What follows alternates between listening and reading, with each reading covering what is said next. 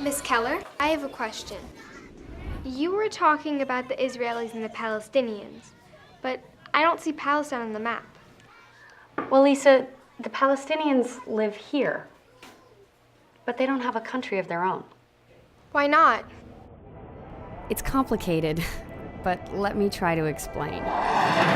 Both peoples wanted a country in a place they call the Holy Land. After World War II, Western powers divided it between them, but Arab nations said no. Over the years, wars were fought with the new country of Israel, and Israel won, taking control of Palestinian land.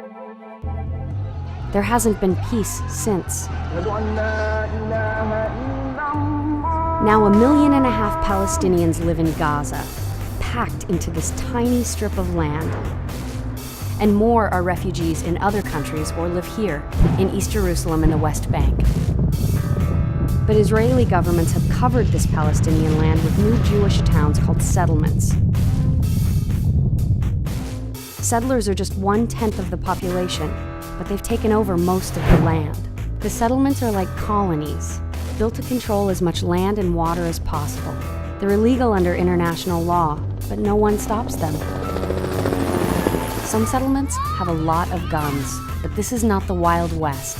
They have malls, factories, and swimming pools. They get 3 times as much water as Palestinian villages, which have to deal with shortages and settlement sewage.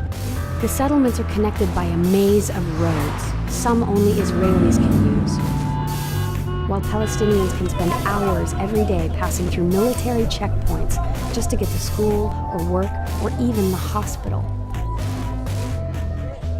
Some Palestinians have never been able to visit relatives who live just miles away. Israel has also built a huge security wall that's taken over even more land. It cuts some Palestinian villages down the middle, separating farmers from their lands and people from their friends and family. So the real map looks like this, with the wall, roads, and over 200 settlements squeezing Palestinians into small pockets. You see, Lisa, today there still really isn't a place that Palestinians can call their own. Some have turned to violence and even terrorism, and attacks in recent years by both sides have killed over 1,000 Israelis and over 6,000 Palestinians. But why? Well, Lisa, many people are afraid. Millions of Jews were murdered during the Holocaust, pushing them to fight harder for a safe homeland. And after decades of suffering under Israeli control, Palestinians are desperate for freedom and an independent state.